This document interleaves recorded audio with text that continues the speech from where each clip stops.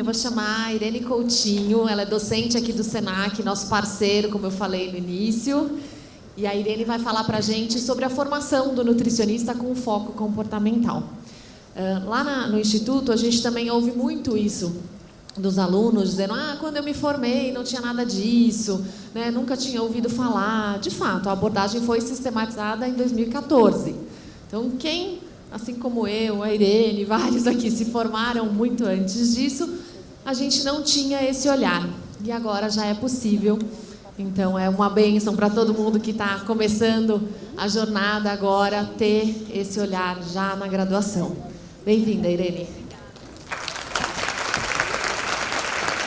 Oi, pessoal, bom dia.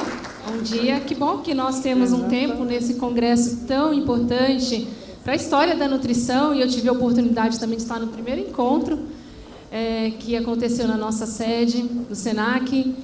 E naquele dia foi um dia muito marcante mesmo, porque a gente fala, puxa, encontrei, né? Encontrei aqui algo que eu acredito e que vale a pena a gente investir. Então, nós vamos bater um papo agora, em alguns minutos, sobre a nossa formação. E essa frase que está aqui, né? Ontem, quando eu entrei aqui nesse salão, puxa, que legal. Aprender e entender para atender. Olha que legal, né? O professor, a parte que ele mais gosta quando ele está dando aula é quando o aluno fala assim, professor, eu entendi, agora eu entendi. Não é? Porque a gente está ali na nossa atividade docente ensinando, e muitas vezes não existe um entendimento daquilo que a gente está aprendendo. Então, aprender e entender é o momento que eu recebo para atender, para doar. E quando eu faço o atendimento, automaticamente o ciclo volta e eu de novo aprendo e entendo e melhoro o meu atendimento. Então, é um pouco disso que a gente vai falar agora nesses minutos. Eu acho que tem um lugar que eu vou conseguir passar aqui. Bom, todo mundo, né, teve dificuldade aqui, então eu já vou pedir desculpa se isso acontecer comigo, que é grande a possibilidade que isso aconteça. Então, nós vamos conversar um pouquinho sobre os documentos que regulamentam a profissão, a formação do nutricionista. Quando a gente pensa em formação do nutricionista, eu me lembro lá da minha universidade, da minha faculdade, que foi onde eu tive o início da minha formação profissional. Mas a formação do nutricionista, ela não termina nunca, ela não deve terminar nunca, porque nós estamos aqui todos num processo de formação. Então, ontem nós aprendemos, né, sobre a nutrição comportamental no climatério, na menopausa, nós aprendemos, né, na terceira idade, e tivemos vários momentos aí de aprendizagem, estamos aqui recebendo uma série de dicas, de livros, de artigos, de cursos para nós fazermos. Então, a nossa formação, enquanto nutricionista, ela não deve terminar nunca, se encerrar nunca. Mas o nosso foco agora vai ser sobre a formação inicial, tá? Quando a gente tem ali na universidade, então vamos ver esses documentos que regulamentam a nossa formação. Alguns instrumentos avaliativos, depois eu vou dizer o porquê que eu escolhi o ENAD. Só um levantamento, alguém aqui foi turma ENAD enquanto estava na faculdade ou vai fazer o ENAD? Levanta a mão, só para eu saber. Poucos, né? Então, alguns fizeram, né? ENAD, vão lembrar bem do que eu estou falando. O perfil do estudante de nutrição e quem é a instituição de ensino hoje que forma o nutricionista. Bom, pessoal, quando a gente olha assim para a nossa formação e a gente pensa numa caminhada, eu posso pensar num currículo formal, onde eu me matriculo num curso ou eu me inscrevo no congresso e tem ali um programa, uma intenção formativa e ela vai me ajudar a chegar em algum lugar. Mas no caminho da formação, várias coisas, né, vão acontecendo, várias situações que vão favorecendo o nosso aprendizado. Então, quando a gente viaja, eu lembro quando eu era criança, eu viajava muito com os meus pais e nós íamos, sei lá, para Ribeirão Preto. E na estrada, meu pai falava, filho, olha ali, é uma plantação de café. Mais adiante, ele falava, olha aqui, a plantação de cana-de-açúcar. E aí nós conversávamos ali sobre a monocultura. Então, muitas coisas, né, no nosso caminho vão acontecendo que vão complementando a nossa formação, que não está necessariamente descrita num currículo formal, né, numa intenção formativa, com um programa, com conteúdo e com temas. Então, olhando, né, esse caminho, o que eu tenho aprendido sobre a formação profissional? Ano que vem eu vou fazer 20 anos de atuação profissional na docência no ensino superior. Então, esses 20 anos, né, daqui a pouquinho vou fazer 20 anos, vão me ajudando a aprender e a entender muita coisa. Eu também tenho tido a oportunidade de trabalhar na Comissão de Formação Profissional do Conselho Regional de Nutricionistas, olhando a formação aqui, especialmente da nossa região, que é a região 3, São Paulo e Mato Grosso do Sul. E eu também tenho tido a oportunidade de trabalhar numa comissão de avaliadores de cursos do Conselho Federal de Nutricionistas, e a gente tem uma visão dos cursos todos do Brasil, especialmente os cursos novos. Então, isso vai me ajudando também a entender, né, a aprender a entender como se dá, como está hoje o cenário da formação do nutricionista no Brasil, né? Então, a gente vai olhar um pouco, nesse percurso de formação do nutricionista, as demandas sociais. Então, o curso de nutrição, ele forma nutricionistas para atender demandas sociais, como a Grazi bem colocou aqui, né? Hoje, o que é? Já chamei de Grazi, né? Olha a intimidade, né? Então, a Grazi já colocou aqui a questão da tripla carga da nutrição. Nós temos o quê? Morbidades, muito relacionadas às questões alimentares, estilo de vida, doenças que mais matam, que estão relacionadas a hábitos alimentares, estilo de vida. Então, nós temos uma necessidade do nutricionista atuante para atender essas questões aí alimentares que estão impactando diretamente na nossa sociedade. E a gente vai olhar um pouco também, então, para a nossa profissão, né? Enquanto nutricionistas, o que nós temos feito, e o estudante de nutrição, que é algo bem curioso, e assim, nesses 20 anos, cada ano é uma surpresa e a gente vai conseguindo entender o que está acontecendo. Entender não, talvez só num primeiro momento identificar. Acho que entendimento é um pouco mais difícil. E aí, pessoal, pensando nessa formação toda, e aqui, como eu falei, foram indicados livros, artigos, cursos. Enquanto profissionais, não podemos parar de estudar, e não somente nessa formação, né, curricular, como eu coloquei, mas também aproveitar esses espaços, esses momentos, o café, né, o bate-papo com o colega. Quantas vezes no café o professor está lá batendo papo com o colega e ele fala, puxa, que legal, vou fazer isso, eu acho que eu aprendi com você. E aí eu quero dar mais, dessas dicas todas que a gente já recebeu ontem, hoje, quero também dar uma dica, né, de 2 cursos que estão aí sendo ofertados agora no Centro Universitário, a pós-graduação em Nutrição Materno-Infantil, atendendo às novas demandas, né? Então, a nutrição materno-infantil não pode mais ser só aquela que olha para as questões da mãe, né, ou da criança, mas também quem é essa nova gestante, quem é essa nova mãe. E aí depois a gente vai ter oportunidade mais adiante também de conhecer o trabalho da Raquel, né, com vegetarianismo, veganismo na situação materno-infantil. E também a assistência nutricional ao paciente com câncer. Então, hoje não é só mais um paciente com câncer, mas o que ele traz, né, quais são as demandas que ele traz agora, esse novo paciente. Então, fica a dica para vocês, tá? Bom, então vamos lá. Quando a gente olha para os documentos que regulamentam a profissão nutrição, todos nós aqui que nos formamos, não me incluo nessa, me formei antes de 2001, mas todos os que se formaram depois do ano de 2001, os cursos terão sido desenvolvidos a partir dessa diretriz curricular. Tá? O que é a diretriz curricular? É o documento maior do Ministério da Educação que diz o que tem que ter nos cursos de nutrição para formar um nutricionista.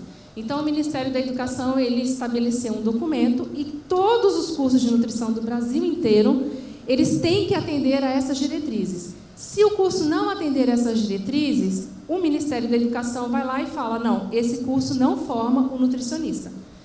Então, a partir de 2001, nós temos que essa diretriz curricular que está vigente até hoje. E daí, quando a Marli fez o convite, eu fiquei muito agradecida, viu, Marli, pelo convite, pelo tema, porque é tão gostoso a gente falar, né, daquilo que a gente vive e respira no dia a dia. Eu pensei, então vamos olhar aí a formação com foco no comportamento, e eu comecei a pensar quais palavras eu teria que buscar ou encontrar nesses documentos para entender se o comportamento era de alguma forma contemplado. Mas quem estava aqui ontem na abertura com a Mari, ela já disse que não só ter os termos, né, não só falar de comportamento, significa a abordagem de nutrição comportamental. Mas, para que se chegue na abordagem de nutrição comportamental, alguns termos, algumas expressões, algumas técnicas, elas têm que ser entendidas, porque senão não tem como fazer, né, a abordagem comportamental se eu não entendo esses princípios, esses conceitos. Então, aí eu comecei a buscar, baixei minha expectativa, falei, não vou buscar nutrição comportamental, porque, como a Samantha bem disse, é algo bem recente que está sendo aí, né, consolidado, e ontem também, né, a Manuela falou, não é modismo, a gente já tem clareza disso. Daí eu fui buscar essas palavras, tá? Então, a nossa diretriz curricular de 2001 pretende, né, que o nutricionista... falei, não é? Que ia acontecer, aconteceu. Que o nutricionista ele tenha essa formação generalista, humanista e crítica, que vai atuar, né, em todas as áreas da nutrição, inclusive na segurança alimentar e nutricional, aliás, especialmente na segurança alimentar e nutricional e atenção dietética. E daí eu olho para o final, contribuindo para a melhoria da qualidade de vida, pautado em princípios éticos, com reflexão sobre a realidade econômica, política, social e cultural. Aí eu fico feliz, eu falei, que legal. Então, alguma coisa a gente começa a perceber aqui que o nutricionista tem que ter esse olhar para as questões sociais, culturais, políticas e econômicas. Muito bom. Daí, quando a gente vai um pouco mais adiante nesse documento, que ele está vigente, e a gente olha as competências e habilidades específicas, lá na competência de número 9, eu vejo que o nutricionista ele vai realizar diagnósticos e intervenções na área da alimentação, considerando a influência sociocultural e econômica. Tá, a gente consegue enxergar aqui, então, que foge um pouquinho do aspecto biológico. Eu tenho que ir um pouco além, né, de olhar as questões biológicas aí da alimentação. E aqui nessa nova competência, investigar e aplicar os conhecimentos com visão holística do ser humano. Muito bom. Então, eu entendo que, de alguma forma, já em 2001, os cursos tinham que considerar algumas questões comportamentais, ainda que não fosse o foco central. E nos conteúdos, nós vemos aí, esse documento, ele distribui os conteúdos do curso de nutrição em 4 grandes áreas, nas ciências biológicas e da saúde, por isso que nós temos disciplinas como anatomia, biologia, fisiologia, bioquímica. Aí tem um bloco que chama Ciências Sociais, Humanas e Econômicas. Que legal! Então, a gente vai entender, né, a compreensão dos determinantes sociais, culturais, econômicos, comportamentais, psicológicos, ecológicos, éticos e legais, a comunicação no nível individual e coletivo no processo de saúde e doença. Então, hoje, se a gente olhar para esse documento, a gente pensa assim, então, de alguma forma, essas questões minimamente olhar para a sociedade, o ser humano, né, nessa visão holística, a gente teria aí que ter a abordagem nos cursos de nutrição desses temas.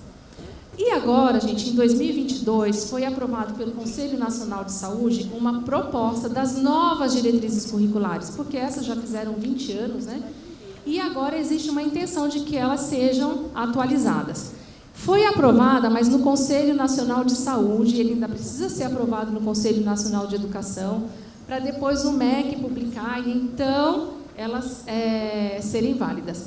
Mas como é uma proposta, a gente não sabe ainda se essa proposta vai ser aceita, né, pelo Conselho Nacional de Educação, se ela vai ser aprovada. É uma minuta que foi... A primeira instância está aprovada, mas ela ainda tem um caminho a percorrer. Mas eu resolvi, vamos olhar então, se para adiante, se para os novos, os futuros nutricionistas, isso vai ficar um pouco mais claro. Porque apesar de estar contemplado, me parece ainda que não é um elemento muito importante, né, na formação. E aí, gente, o que eu cheguei lá? No perfil, no novo perfil, a formação, ela faz parte da interação do ser humano com a sociedade e com o alimento e seus nutrientes. Dentre os princípios, o princípio 6 diz que o nutricionista ele vai ter que aprender a amplitude da alimentação e nutrição humana em suas dimensões biológicas, sociais, culturais, históricas, políticas, econômicas e ambientais, entre outros. Legal. E que os processos pedagógicos devem valorizar as aptidões socioemocionais. Então, a gente vai enxergando aí um cenário que eu acho que vai ser um pouco mais favorável para a gente discutir as questões do comportamento. Nas competências, está lá, que valorizar a interface da ciência da nutrição com as múltiplas dimensões da alimentação. Biológicas, sociais, culturais, religiosas, históricas, políticas, econômicas, ambientais, entre outras. E nos recursos, que essa nova proposta, ele dividiu as competências nos recursos atitudinais, procedimentais e cognitivos. Dentre os recursos cognitivos, a gente enxerga que o nutricionista ele vai ter que aprender o ser humano na sua dimensão biológica, psicológica, social, que determinam o comportamento, o hábito alimentar e os padrões tradicionais da alimentação. E nos atitudinais, que ele tem que valorizar a prática profissional, os aspectos sociais, culturais, religiosos, históricos, políticos, econômicos, né, ambientais da alimentação no processo de saúde e doença. Quando a gente pensa na formação por competências, que essa nova proposta traz, eu costumo usar um exemplo, que a competência é o que a gente espera entregar, né? Qual que é esse nutricionista que a sociedade deve receber? Então, vamos pensar que a competência seja andar de bicicleta. Então, ao final, né, do curso de nutrição, o curso, a faculdade, a instituição de ensino tem que entregar para a sociedade um profissional que saiba, né, fazendo aí uma analogia, andar de bicicleta, tá bom? Então, ele pega uma bicicleta e ele sai andando. Mas para andar de bicicleta, precisa desenvolver algumas competências, alguns conhecimentos que sejam atitudinais, procedimentais e cognitivos. O que a gente percebe? Que, às vezes, o curso de nutrição, às vezes o que a gente estudou, ele ficou muito focado nos cognitivos. Então, a gente aprendeu sobre a dinâmica da bicicleta, sobre a corrente da bicicleta, aprendeu a passar graxa, aprendeu como enche um pneu, aprendeu as partes da bicicleta. Mas, na hora que eu vejo a bicicleta, cadê? Como é que anda? Não é? Como é que anda nessa bicicleta? Ou então, o curso ele fica muito focado no andar na bicicleta, ok, fazer é muito bom, mas na hora que quebra alguma peça da bicicleta, ou que eu me acidento, ou que acontece alguma coisa, eu não sei como lidar com aquilo. Ou na hora que eu vou andar de bicicleta com outras pessoas, numa cidade, né, com toda a sua dinâmica, puxa, não sei me movimentar nessa cidade. Então, a ideia da competência é que a gente saiba, né, no exemplo aí da bicicleta, não só andar de bicicleta, mas conhecer a bicicleta com os seus recursos, né, os cuidados que tem que se ter, e como que anda, e quais os benefícios dela. Então, pensando aí nesse nutricionista com todas essas competências, que legal, eu acho que está bem favorável no futuro se ela for aprovada. E aí, o nosso Código de Ética e Conduta do Nutricionista, que todos nós conhecemos bem, também ele me parece bastante claro que o nutricionista ele tem que olhar, né, respeitar a vida, a singularidade e pluralidade. A atenção nutricional tem que ir além do significado biológico, né? O nutricionista não pode ceder a apoio, a apelos, modismos, pressões mercadológicas, né? Não pode divulgar fotos de antes e depois, não pode prometer coisas que não se aplicariam para todos. Então, nos parece que o Código de Ética está bem claro em relação a isso, né? O que a gente pode, enquanto nutricionista, com a nossa abordagem principal. Então, eu vou enxergando, viu, Mali? Né? Que bom que nos documentos, parece que isso não está tão solto, parece que sim. Isso foi pensado. Mas existe aí uma grande diferença entre o aprender, o entender e o atender. Então, vamos lá. Daí eu fui olhar, gente. Agora entra a questão do ENAD. Quantos cursos hoje nós somos no Brasil? Essa pesquisa foi feita agora, semana passada, eu entrei lá no site do EMEC, esses dados todos são públicos, cada um pode consultar na hora que quiser. Hoje nós somos 932 cursos de nutrição no Brasil. É muita coisa, né? Se a gente olhar aqui nessa pesquisa que o CFN fez, a evolução, né, do número de cursos e do número de nutricionistas. Dentre esses 932, são 78 cursos na modalidade EAD, com mais de 188 mil vagas para nutricionistas. Então, isso chama a nossa atenção porque é uma profissão, a procura está sendo grande, a oferta está sendo maior ainda do que a procura. E como que isso está acontecendo lá? Né? Será que esses cursos estão dando conta de atender o que está previsto ali na regulamentação? Então, eu vou olhar, eu escolhi o ENAD para a gente dar uma olhada nesse exame, que é o Exame Nacional de Desempenho do Estudante, Porque todos os estudantes no Brasil fazem todos os cursos num determinado ciclo, tá? Então, agora 2023, os cursos de nutrição vão fazer o exame. Então, desde 2004, a cada 4 anos, o ciclo de 4 anos, o ENAD, os cursos vão fazendo o ENAD. Então, nós tivemos a primeira edição em 2004 com 176 cursos avaliados, e aí em 2019 nós tivemos 423 cursos que foram avaliados.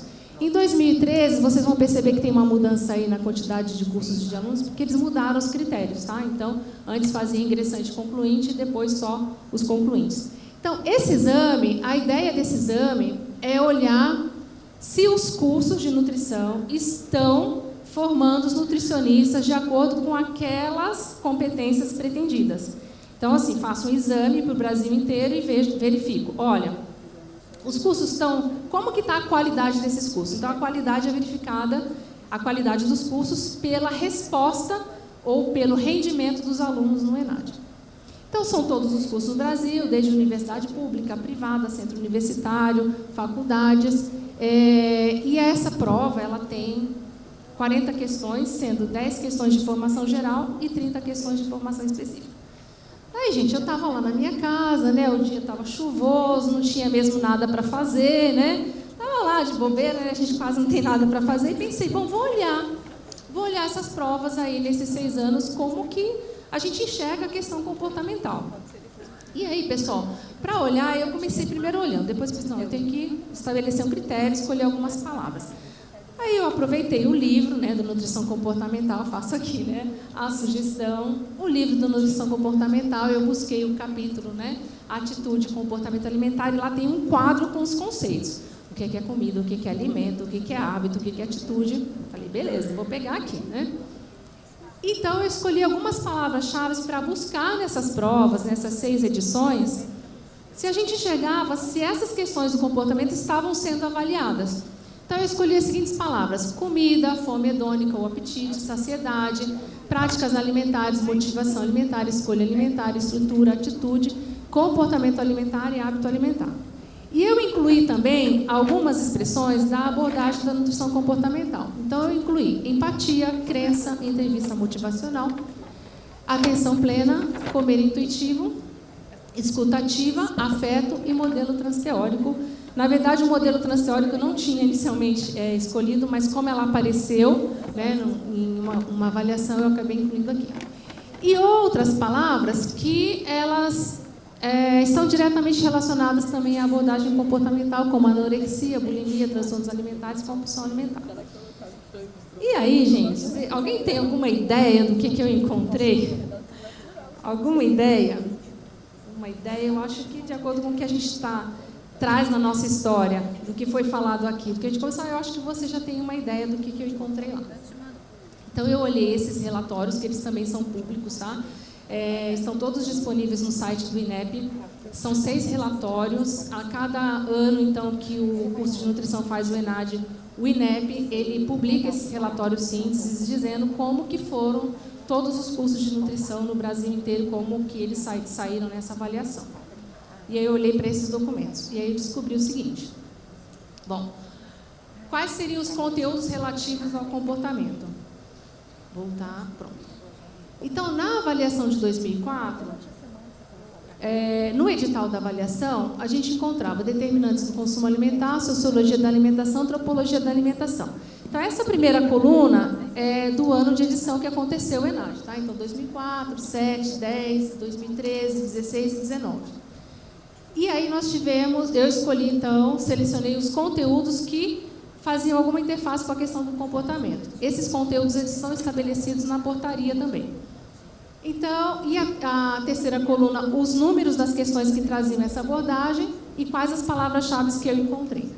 Então, na edição de 2004, com os conteúdos determinantes do consumo alimentar, sociologia e antropologia da alimentação, eu identifiquei 2 questões e trouxeram essas palavras, tá? Comportamento alimentar e biopsicossocial.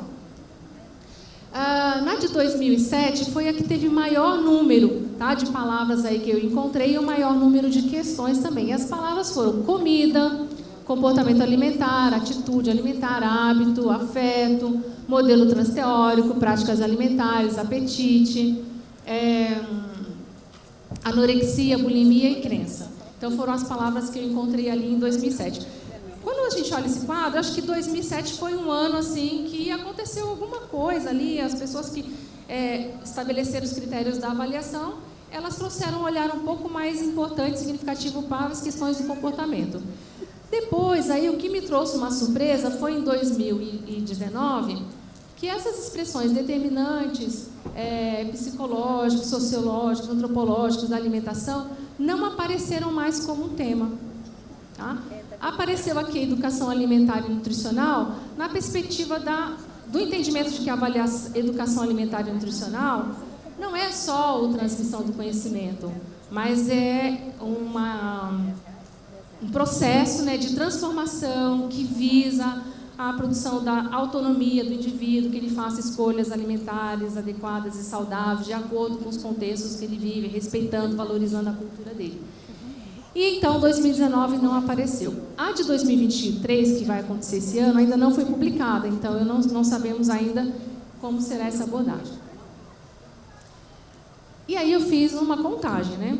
Olha lá, a palavra que mais apareceu foi hábito alimentar.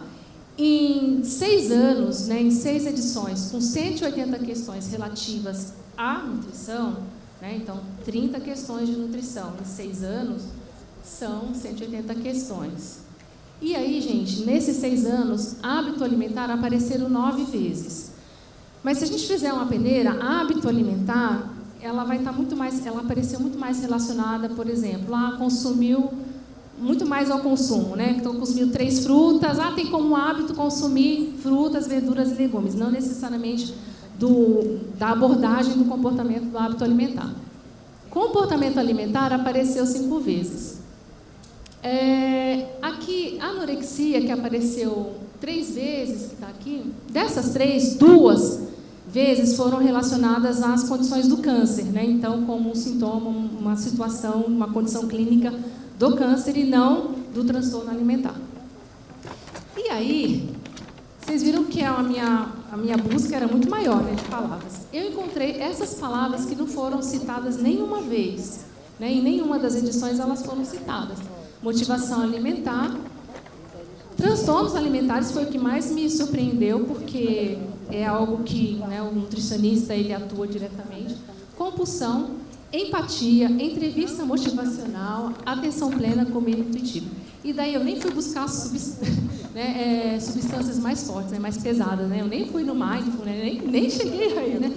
Essas só as mais leves. Então, realmente, a gente não consegue enxergar ainda nos instrumentos avaliativos as questões, né, do comportamento alimentar de uma forma mais direcionada.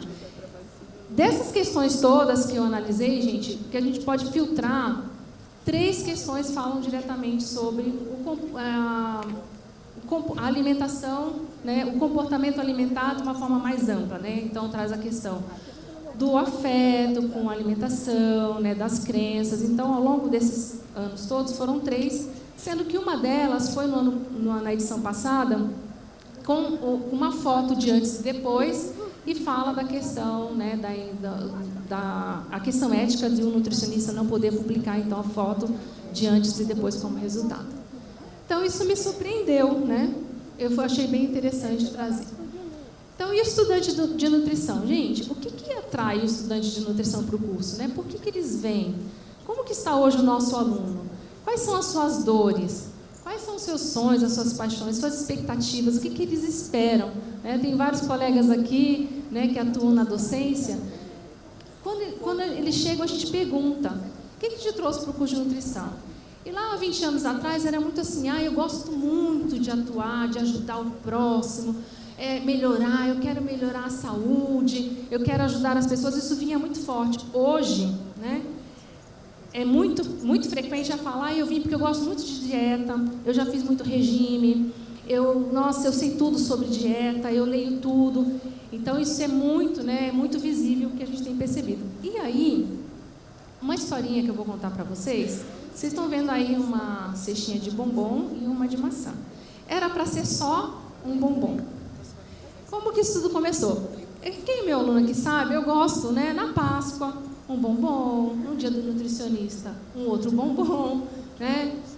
Vamos sair de férias, TCC, um bombom. Então, alguns alunos falam, a Irene bombom.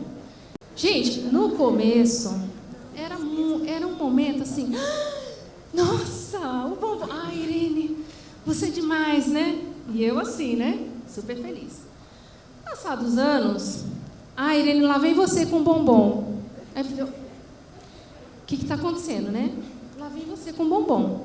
Eu falei, bom, então, acho que, sei lá, né? A pessoa às vezes não se expressou direito. Vamos continuar com bombom. Aí, alguns alunos começaram a recusar. Aí eu pensei, acho que é porque é o preto, vamos pôr o branco. Tá bom, vai o preto e vai o branco, né? Porque tá certo. Na minha concepção, a recusa por um bombom seria só se ele é preto ou ele é branco. Os únicos motivos para recusar o bombom era só isso. Não, mas é doce, é amargo, é o leite, é isso, é aquilo, é... E os alunos começaram, alguns, a recusar. Quando houve a recusa, eu fiquei preocupada. Não, professora, eu não quero. Eu não quero. E aí eu falei, puxa, né, o que está acontecendo? Pensei, bom, não quer por alguma situação. Pode ser uma alergia, né, uma situação vegetariana. Não quero, professora. Tá bom. Você não quer? Então leva para alguém que você gosta. Não, professora, eu sou totalmente contra dar para alguém uma coisa que eu não gosto, que eu não considero que seja boa para mim, eu não vou fazer esse mal, esse dano para alguém, porque isso faz muito mal. Então, aí eu fui ficando, gente, realmente, meus colegas que sabem, convivem comigo, isso realmente me gerou muita preocupação. No primeiro momento, o que eu pensei? Não vou dar mais bombom. Chega, acabou a história. Pensei, não, acho que vamos ver o que a gente pode fazer. Trouxe o quê, gente? Uma cesta de maçã, né? Agora vai resolver. No primeiro momento, parece que ok. Daqui a pouco começou. Não, professora, mas maçã não como. Mas maçã tem muito isso, tem muito aquilo. Nossa, maçã tem frutose, professora. Mas aí, gente, aí o desespero aumentou. Mari, pensa na pessoa, né? Você com aqueles alunos que antes era uma alegria você chegar com uma cesta de bombom e agora é uma tristeza, é um drama, né? Isso é muito preocupante. E daí, antes, então, de decidir por trazer uma cesta vazia, né, porque essa foi a sugestão, ele traz, então, uma cesta vazia. Eu falei, não, vamos ver o que a gente pode fazer com isso na questão do aprender e do entender. Vou usar essa experiência como uma oportunidade de aprendizado, porque a gente foi percebendo que, realmente, as pessoas, elas chegam com aquilo que elas receberam, que elas aprenderam e entenderam, e elas não conseguem sair daquilo. É um medo mesmo, né, de fazer um cardápio lá para uma unidade de alimentação e nutrição e colocar arroz branco. Não, professor, arroz branco não pode. Então, isso é uma coisa que a gente tem percebido muito. E daí, agora, eu sirvo o bombom branco, o bombom preto, a maçã, o que for, só que vai acompanhado de um discurso. Pessoal, é o seguinte, eu trouxe para vocês vão poder pegar o que vocês quiserem. Pode escolher, você gosta do preto, escolhe o preto, você gosta do branco, você escolhe o branco, você gosta da maçã, você come a maçã, você quer os 3, você pega os 3, você não quer nenhum, você não pega nenhum. Falei assim. Só tem uma condição. Você não pode julgar o outro pelo que ele está comendo. Porque quando eu vim com a maçã, nossa, mas você vai pegar bombom? Professora, eu tenho que pegar a maçã, né? Falei, filho, pega o que você quiser. E aí eu percebi assim que os que comiam a maçã, eles eram entendidos como os melhores. E os que escolhiam o bombom, nossa, mas você vai comer o bombom? Então a condição que eu coloquei é essa. Pode pegar o que você quiser, mas tem uma condição, não pode fazer julgamento. Então, assim, você vai respeitar o que pegou o chocolate preto, o que pegou o branco, a maçã. E você que pegou a maçã não é melhor do que o outro. E você que pegou o chocolate não é pior do que o outro, não é melhor. Então, eu continuo, né? Sou insistente, mas vem acompanhado desse discurso. Mas isso mostra um pouco, gente. Aí eu trouxe vários, né? Inclusive alguns autores, né, de vários desses trabalhos estão aqui. Há muitos trabalhos, há muitas publicações mostrando, né, que hoje o estudante de nutrição tem comportamentos alimentares disfuncionais, isso é muito frequente. desejo de se sentirem mais magras, então elas estão o tempo todo, às vezes eu vim para o curso para poder fazer mais um regime. Uma vez eu estava contando, né, na sala de aula da dieta de Hipócrates, da fisiologia dos humores, e a aluna falou, Irene, fala de novo que eu quero anotar e fazer essa dieta também. Então, assim, essa questão, né, o desejo de querer sempre perder, fazer uma dieta, risco, né, de desenvolvimento de transtornos, preocupação com a imagem corporal, praticantes de dietas, isso aqui é uma coisa muito forte, né, que a gente tem visto. Fobia alimentar, como esse exemplo que a gente colocou. Preconceito e discriminação relacionados à obesidade. Então, olha, mas como que é um nutricionista? Ai, nossa, mas essa professora é professora de nutrição, né? E com os próprios colegas. Interação nas redes sociais com padrão fitness, né, de alguns dos estudos que eu mostrei aqui para vocês. E uma questão que a gente tem percebido muito no Conselho é que muitos já querem atuar como nutricionistas, ainda quando estudantes, então entra no curso e já começa a publicar coisas e falar e fazer dietas, não, e tira aquilo. E assim, eu já escutei também um aluno cochichar logo no comecinho do curso, né, a professora falando de carboidrato, né, aí uma cochila para outra, ó, a gente está aprendendo tudo errado aqui. Depois a gente vai fazer o que é certo, tá bom? Mas agora a gente tem que passar na prova. A gente escuta isso, o aluno cochichando, né? E não quer colocar o arroz, ele não quer colocar a batata. E aí você fala, não, professora, eu não como carboidrato. Por que você come? Aí eu como só tapioca, batata doce, né? E aí você fala, peraí. Então essas coisas acontecem, tá? Já estamos terminando aqui. E aí, pessoal, os cursos, né? Se a gente der uma olhadinha na nossa formação, quais foram os componentes curriculares que abordaram de alguma forma? Talvez alguns desses, como sociologia, antropologia da alimentação, psicologia. Eu achei, viu, Mali, olhando cursos de nutrição aí pelo Brasil, até disciplina já chamando nutrição comportamental, né? Mas o que a gente vê mais é uma redução desses componentes curriculares nos cursos de graduação. Então, sumiram, né? Não se estuda mais história da alimentação, não se estuda mais antropologia, sociologia. É tudo transversal, né? Só que o transversal, ele tem que estar descrito no currículo, mas ele não aparece. Nem a ética, nem o comportamento, nem, eles acabaram sumindo, né? Inclusive alguns currículos que sequer trazem mais a educação alimentar e nutricional. Uma busca no Google, eu faço isso para nutricionistas, se a gente buscar agora no Google nutricionista, é isso que a gente vai achar, e lá no começo, né, o grupo Genta já falava bastante disso, né, da fita métrica, da maçã, da balança.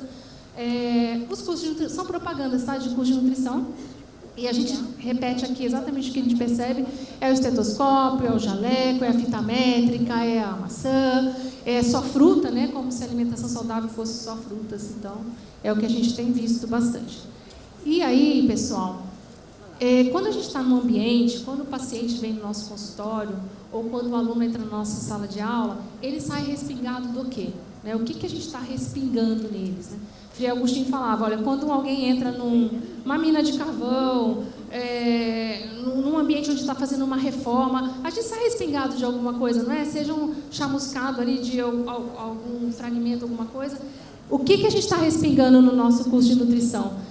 Tem clareza? A gente fala isso com clareza o tempo todo? Ou tem uma disciplina isolada onde ele percebe, eu tenho que olhar para o comportamento, mas aí na hora da dietoterapia, na hora, né, da avaliação nutricional, é tudo muito, muito, muito prescritivo e aí muito olhando para as questões biológicas. Então não adianta ter uma disciplina, não adianta ter um componente, não adianta uma pessoa falar, isso tem que fazer parte, né, do curso, isso tem que estar, tem que ser percebido, o aluno tem que sair do curso respingado realmente desses momentos. E aí, oportunidades como essa de colocar os alunos juntos, comer à mesa, a gente fez agora recentemente, né, um outro momento que a gente faz, a gente percebe a diferença, uma mesa comunitária. Então, a abertura do curso, cada um traz uma receita da avó, traz alguma coisa. Né? Aí vem, gente, vem bolo vegano, vem pasta de amendoim, vem tudo.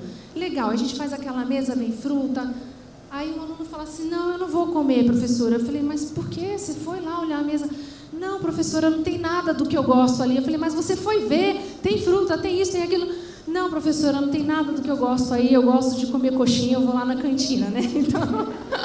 Então, isso acontece também, a gente vai dando oportunidade para os alunos, né, para se relacionarem bem com a comida.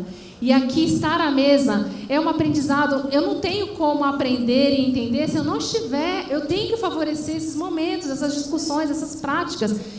A professora Ana Marta está aqui, ela trabalha História da Alimentação, gente. A comensalidade que tem sido falado, tenho que ter essas oportunidades, essa vivência. Aqui são os nossos aluninhos ali, na aula da professora Suzana, de Gastronomia Hospitalar. Então, perder esse medo, né, de pôr a farinha no bolo, de pôr o açúcar, de comer. Nossa, professora, mas aí isso aqui tem muito açúcar, isso aqui tem frutose, né? Então, medo de comer a fruta.